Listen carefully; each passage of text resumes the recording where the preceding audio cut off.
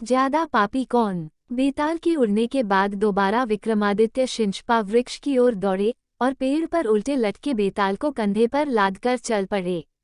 इसी बीच एक बार फिर बेताल ने राजा को एक नई कहानी सुनाते हुए कहा, बहुत समय पहले एक भोगवती नाम की नगरी हुआ करती थी।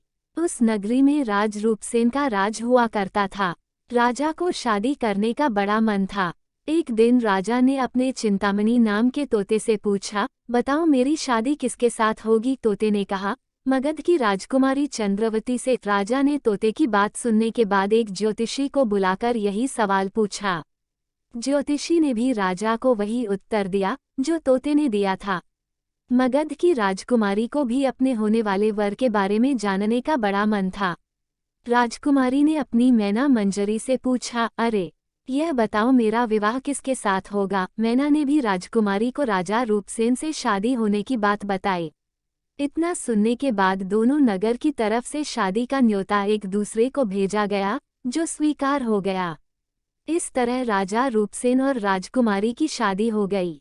शादी होने के बाद रानी अपने साथ मैना को भी लेकर आई। राजा ने अपने तोते से मंजरी मैना की शादी करवा दी और दोनों को एक ही पिंजरे में रख दिया। एक दिन किसी बात को लेकर मैना और तोते के बीच में बहुत बहस होने लगी। मैना गुस्से में कहने लगी, पुरुष पापी, धोखेबाज और अधर्मी होते हैं। फिर गुस्साए तोते ने कहा, स्त्री लालची, झूठी और हत्यारी होती हैं। दोनों के बीच का झगड़ा इतना बढ़ गया कि यह बात राजा तक पहुंच गई। राजा ने दोनों से पूछा, क्या हुआ?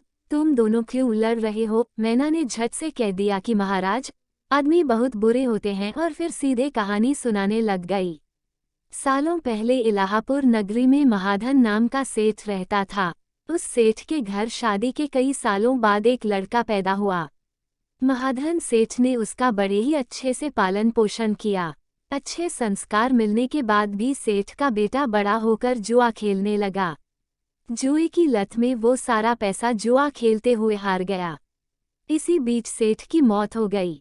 जुए की लत की वजह से न तो लड़के के पास पैसे बचे और न पैसा कमाने वाला बाप, तो लड़का अपना नगर छोड़कर चंद्रपुरी नगर पहुंच गया। नए नगर पहुंचकर लड़के की मुलाकात कर्ज देने वाले साहूकार हेमगुप्त से हुई। लड़के ने अपने पिता के बारे में साहूकार को बताया और एक झूठी कहानी उसको सुनाने लगा। उसने कहा कि वो जहाज लेकर बहुत बड़ा सौदा करके लौट रहा था। उसी समय समुद्र में इतना तेज तूफान आया कि उसका जहाज वहीं डूब गया और वो बच बचाकर यहाँ पहुंचा है।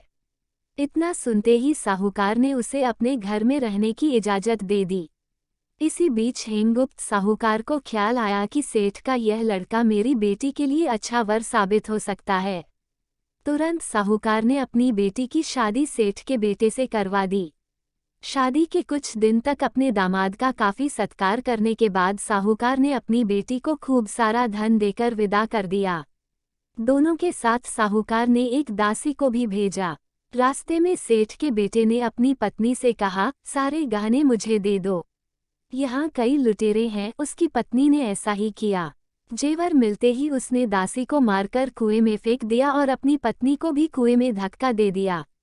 लड़की जोर जोर से रोने लगी। उसकी रोने की आवाज़ सुनकर एक राहगीर ने महिला को कुएं से निकाला।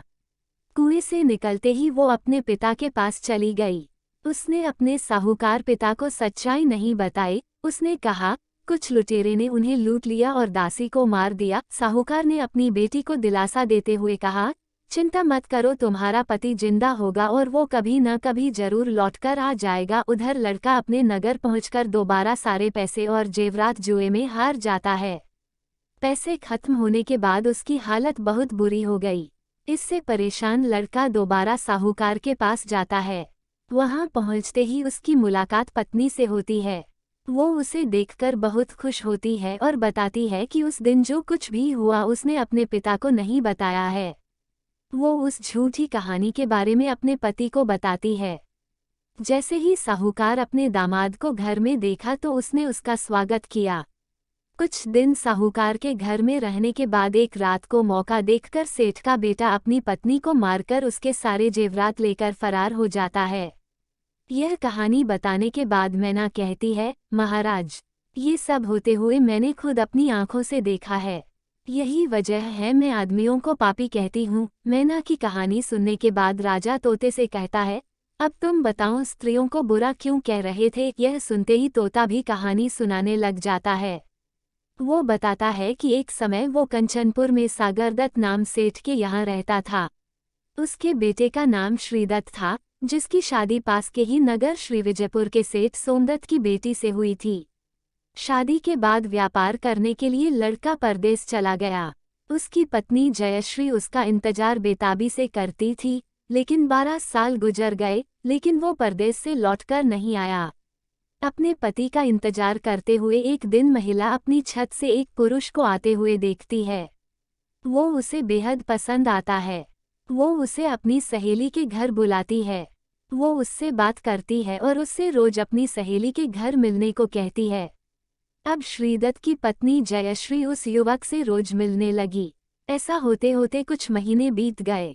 इसी बीच एक दिन जयश्री का पति श्रीदत्त परदेस से लौट आता है।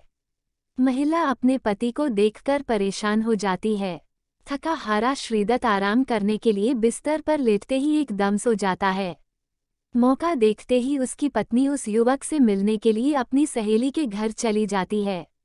रात को उसे बाहर जाते हुए देख एक चोर उसका पीछा करता है।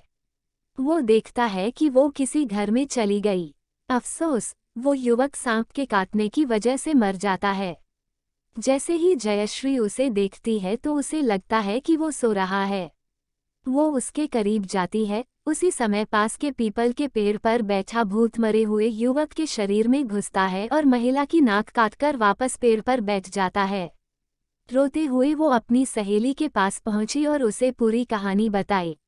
सब कुछ सुनकर उसकी सहेली जयश्री को सलाह देती है कि चुपचाप घर चली जाओ और जोर जोर से रोने लग जाना। जैसे ही कोई नाक के बारे में पूछे तो कह देना कि तुम्हारे पति ने काट दी है।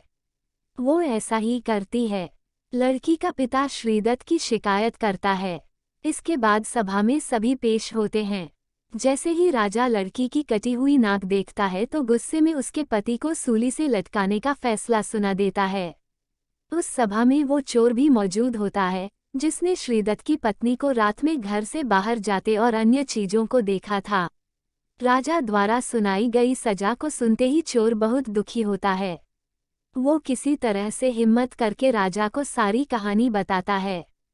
कोई भी उसकी बात पर विश्वास नहीं करता, तो चोर कहता है, आप वहां चलकर देख लीजिए, भूत भी वहीं है और युवक की लाश भी जब जांच की जाती है तो बात सच निकलती है। यह बताकर तोता कहता है, राजन महिलाएं इतनी दुष्ट होती हैं। इतना कहकर बेताल राजा विक्रमादित्य से कहता है, बताओ महिला और पुरुष में से ज्यादा पापी कौन। राजा कुछ देर सोचकर बताते हैं, महिला ज्यादा पापी है। बेताल कहता है, कैसे। राजा ने जवाब में कहा, विवाहित होने के बावजूद महिला की पर पुरुष पर नजर थी और उसने अपने पति को धोखा दिया। कहानी से सीख, इंसान को कभी भी झूठ नहीं बोलना चाहिए। झूठ बोलने का परिणाम हमेशा बुरा ही होता है।